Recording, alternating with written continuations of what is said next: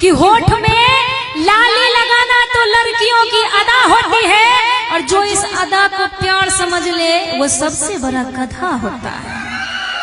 भैया तो हिनकरो में तो दल हो एकदम हल्ला के अगर सब हमरे पार्टी के सब तोरे पार्टी छथुन।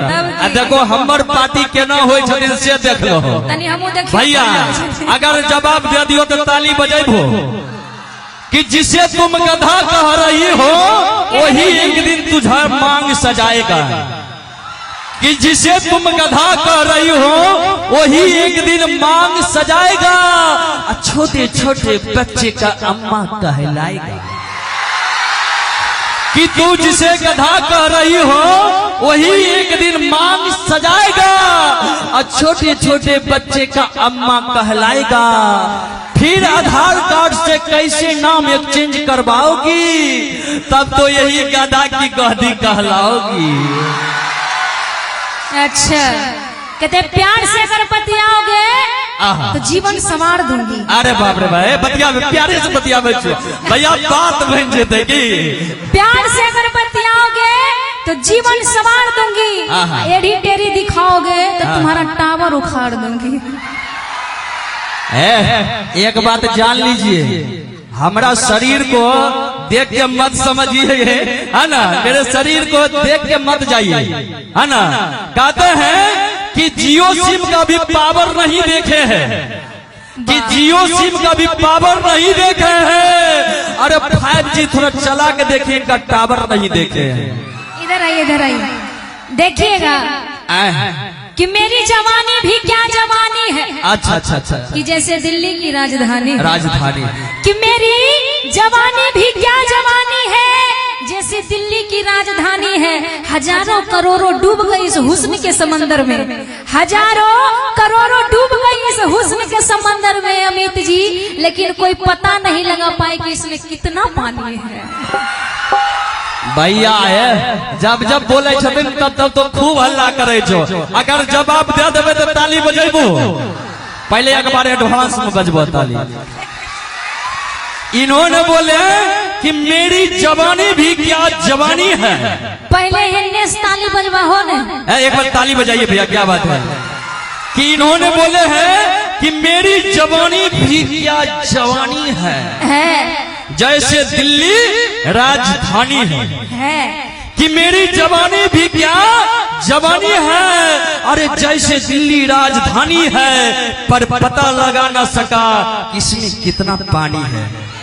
मेरा कहना है कि रानी है महारानी नहीं। सुन लीजिए, आज सुनिए कि रानी है महारानी नहीं, अरे कमसीन है पर जवानी नहीं। कि रानी है महारानी नहीं, कमसीन है पर जवानी नहीं। भैया इसने इनके हुस्न के संबंध में टटोल के देख लिए, समंदर है पानी नहीं। क्या भैया तो नींद में गेल हो तो कहाँ से तोरा पानी नजर है, तो सुतला में पानी नजर आवे छे। कहे स्पेशल स्टॉक रखल छै की भैया, तब की स्पेशल रहे, खोजे की जरूरत हो आदमी की, देखने का नजरिया होना चाहिए। अच्छा प्यार मोहब्बत आप किए हैं? नहीं, लेकिन जानते हैं हम नेहा जी से बहुत प्यार करते हैं। अगर आपको ऐसा लगता है तो एक बार नेहा जी के लिए जोरदार ताली बजा दीजिए मेरे लिए, है ना, क्योंकि हम इनसे बहुत प्यार करते हैं। इसलिए कि मैंने भी प्यार किया था, कम नहीं बेशुमार किया था।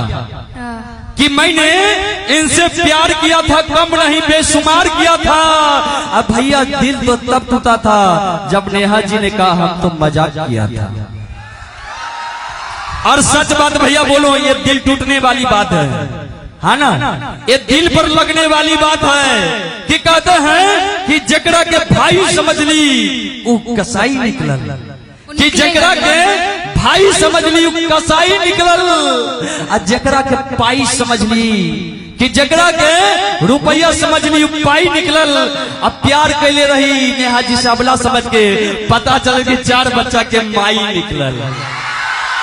देखिए ऐसा कोई बात नहीं है कि प्यार किए बदनाम हो गए, प्यार किए बदनाम हो गए, चर्चे हमारे सरेआम हो गए। वाह वाह वाह। कि प्यार किए बदनाम हो गए, चर्चे हमारे सरेआम हो गए, और इस जालिम ने हमारा दिल उस वक्त तोड़ा जब हम इसके प्यार के गुलाम हो गए।